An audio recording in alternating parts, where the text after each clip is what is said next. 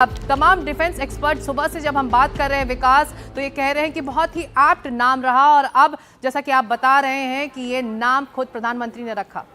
जी हाँ, बिल्कुल। जब तीनों सेनाओं के चीफ के साथ प्रधानमंत्री नरेंद्र मोदी की बैठक हुई थी, जिसमें प्रधानमंत्री नरेंद्र मोदी ने तीनों सेनाओं के चीफ को खुली छूट दे दी थी कि वो किसी भी तरह का एक्ट करने के लिए स्वतंत्र हैं, वो समय, स्थान और ऑपरेशन का तरीका चुनने के लिए स्वतंत्र हैं, तभी इस बात पर डिस्कशन हुआ था। प्रधानमंत्री नरेंद्र मोदी ने इस बात का जिक्र करते हुए कि पहलगाम में जिन महिलाओं को निशाना बनाया आतंकियों ने, वो सभी सुहागिन औरत थीं और भारतीय संस्कृति में सुहागिन औरत का सिंदूर से एक गहरा रिश्ता होता है।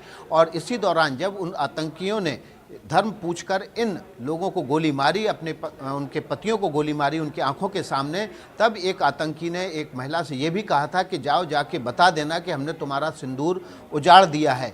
और ये बात जो है प्रधानमंत्री नरेंद्र मोदी को गहरे भावनात्मक ठेस के साथ उनको चुभी थी। और यही वजह है कि प्रधानमंत्री नरेंद्र मोदी ने उस बैठक में तीनों सेनाओं के चीफ के साथ जो बैठक हुई थी, उसमें ये सुझाव रखा कि पहलगाम के आतंकी हमले का जब भी बदला लिया जाए तो उस ऑपरेशन का नाम ऑपरेशन सिंदूर रखा जाए। और जब ये ऑपरेशन होगा और सक्सेसफुल होगा तो ये उन महिलाओं के लिए एक भावनात्मक ये ऑपरेशन उन महिलाओं के लिए एक भावनात्मक संबल होगा और उनके पतियों के लिए एक श्रद्धांजलि होगी भारतीय फ़ौज की, जिसका बदला भारतीय फ़ौज आज ले चुकी है। तो ये इसके बाद भारतीय सेना की तरफ से प्रधानमंत्री नरेंद्र मोदी के सुझाव को स्वीकार किया गया और आज जब देर रात इस ऑपरेशन की शुरुआत की गई तो इसका नाम ऑपरेशन सिंदूर रखा गया। आपको पता है कि भारतीय संस्कृति में महिलाओं में, हिंदुओं में सिंदूर का एक खास महत्व होता है।